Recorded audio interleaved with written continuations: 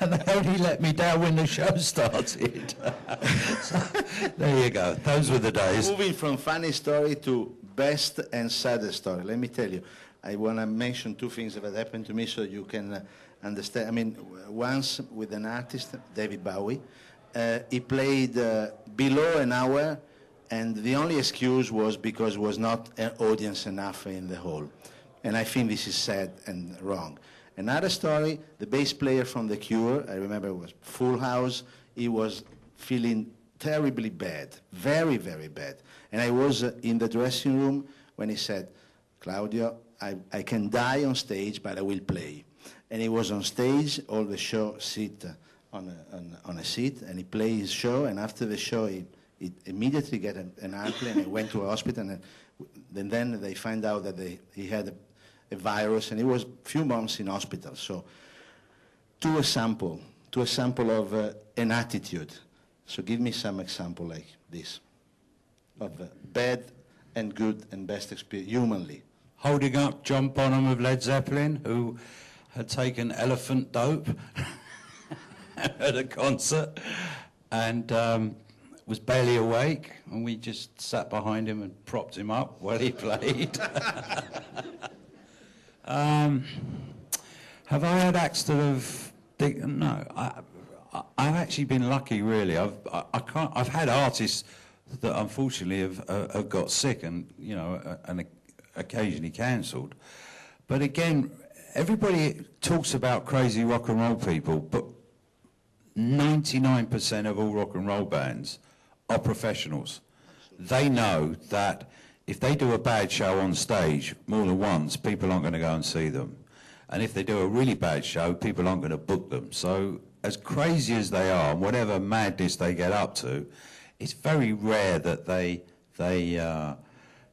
you know, they don't perform well. I mean, we had it with Keith Richard, who, Keith Richard was changing a string on his guitar, and I had 3 sold-out Wembley stadiums, and ripped into his thumb so badly that he had to have stitches in his thumb, and he was bleeding so bad, and we lost the 3. We had to move these 3 Wembley Stadium shows, 80,000 people a pop, for 3 months. That was hell on wheels trying to do that. And of course, when I did the Led Zeppelin show in 2007, the date got changed by 6 weeks because Jimmy Page slipped over on a rock or something at his house, and he really hurt himself badly, and we literally had to move his show by 5 weeks. So that's why it happened in December. But these things happen. Let's talk briefly about all this long experience that you have with this big event of fundraising. I mean, Live Aid, Campuchia, The Wall in Berlin, where you was the executive producer, right? And Freddie Mercury tribute. Yeah. I mean, why, first of all, what is guiding you in doing that? The honest truth is, I hate being a promoter. That's the honest truth. You hate being a promoter? I hate it. What do you mean? I hate trawling round night after night with venues, sitting with stupid accountants that represent the acts who want to count the seats every night because they don't trust you, on deals that don't make any sense, on venues that don't improve, where every time you go there you ask them to change things around and they don't do it, and I hate it. What I love doing is producing. I started my life off producing events, and that's my passion. That's what I love doing. So that's the scenario. I get you completely. I understand. Okay. So with the contract that, without mentioning the contract that as a promoter we sign, that if we show it to a lawyer of another field, they're gonna take us in an island, and they stay there, stay away, because they have no sense. Again, when I first started promoting, I got so much more involved with the artists. I would sit down with the artists, and most of the acts I work with, I'd help them design their set. I'd go through what they were going to play. I'd go through when they were going to do it, how they were going to do it, where they were going to do it. I sit in on the meetings of the record companies when it was decided when they were going to record and what promotion they would do. So I got totally immersed and involved in that artist and what was going on. And in that way, I could understand and then choose the timing and the venues, because there's an adage in our business where managers would always say, not today because it doesn't have the same meaning, but it was always, you've got to do this tour in November and we're going to have a #1 smash hit in November.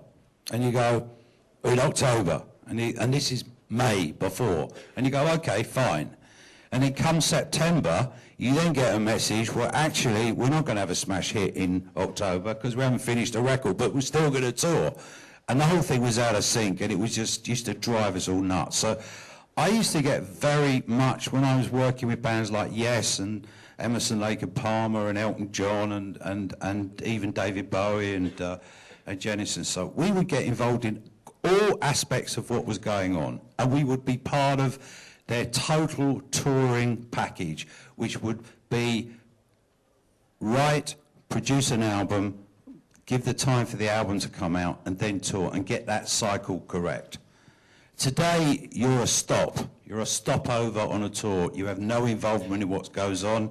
You take the package as it comes. It either works or it doesn't work. And when it comes to doing promotion in your markets, most of the time the acts don't want to do it because they can't be bothered. So that's no good. It's not acceptable, because every market is important for an act. So what I loved doing was producing, and therefore what I found was that I made a lot of money out of this business, and I've lived extremely well. And I found it was just as easy to take the money out as to give something back. So from a very early period, I found that I could produce an event which I controlled completely, and chose the artists and chose where, when and how, what we would do. And we could attach that to a cause where someone else would get some benefit out of it. So if you gave the audience a fantastic show that was slightly unique, where you would get mixtures of artists performing together, where the artists would enjoy it and would enjoy it and do something different and get some promotional value out of it, and where at the end of the day you could help somebody else with a cause, then it was a great mixture, and that's really how all that came about. Tell us something briefly about your honors from the Queen. My honors from the Queen? Yes. What do you want me to tell you? I had to go bend down. I got a sword on my other side, and the Queen asked me when I was bringing Pavarotti back, and that was the end of it. Okay, Pavarotti. Okay, so I mean, when you start working with Pavarotti, I mean, in a way, you go back to your family roots. Another accident. I had booked 6 shows for Bruce Springsteen at Earl's Court. And Bruce Springsteen had never played open air because he didn't think open air worked. And Earl's Court is a massive, great building, which is an exhibition building where you have to build an arena inside it. So you have to take a block of time, which is about 10 days. And then you have to build the arena, and then you put your shows inside it. But it was like booking an exhibition for the owners. You have to pay for this block of time. So I paid for the 10 days, which was £500,000, and on the basis I was going to have Bruce Springsteen there to do 6 nights, and the £500,000 would get absorbed into the cost, and thank you, good night. Bruce Springsteen played a venue in Denver called Red Rocks, which is a very beautiful amphitheatre, and loved it. First time he ever did it. And I then get a phone call from Bruce Springsteen's manager telling me that Bruce had enjoyed this experience so much, he wants to play Wembley Stadium. And I said, well, I've just booked Earl's Court, and we're about to go on sale. And he says, no, Bruce wants to play Wembley Stadium. And I said, well, and I thought, oh, better shut up. I'm never going to win this argument. So here was I, thrilled that he wanted to play Wembley Stadium. As it happens, we played 3 Wembley Stadiums and sold them out. And I'm stuck with this building and £500,000 rent, and the building didn't want to give me the money back. And I was looking around for anything I could think of, from military bands to a big jumble sale to car boot, anything to fill this bloody space. And somebody in my office came up and said, have you heard about this opera singer called Pavarotti? he just played an arena. I said, get him. And that was it. Anyway, it took me, this was 1984, it actually took me a year to persuade Pavarotti to come to London and to convince his manager, who was a very snotty New Yorker, who thought that rock and roll was the devil incarnate.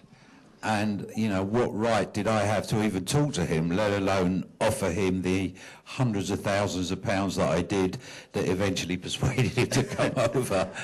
And he agreed to come, but it was a year later. And I started a relationship with Pavarotti in 1985 and worked with him and then managed him for his last 6 years of his life until he passed away. Good. So, I mean, sometimes things happen just because they do. Because they do. I mean, yeah. So to be lucky is important.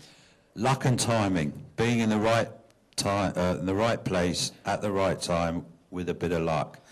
The first tour I ever did happened because I was at a nightclub called the Speakeasy in London, where artists used to come from wherever they were in the country.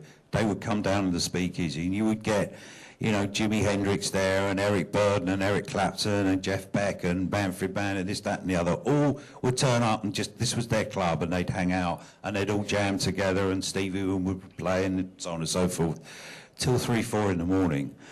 And I was there one night, this was 68, and I befriended Manfred Mann and his drummer. Manfred Mann had had 10 #1 singles at that, one after the other at that time. And at around 3:30 in the morning, he said to me, "You do touring, don't you?" And I went, yes, I've never done a tour in my life. He said, "Good, do ours, I'm going to call you in the morning." And I got home, I had a drive for an hour to get, I'm not quite sure how I got home, but I did. I crawled into the office the next day at I got in about 11:15, and I had an office the size of a postage stamp, and we had a girl there who was answering the phone, and she said, "You're in trouble." I said, "What's the matter?" She said, "Manfred Mann has called up 3 times. He started calling at 10 when he said he would call you. He's called 3 times since. You better phone him now." And I thought,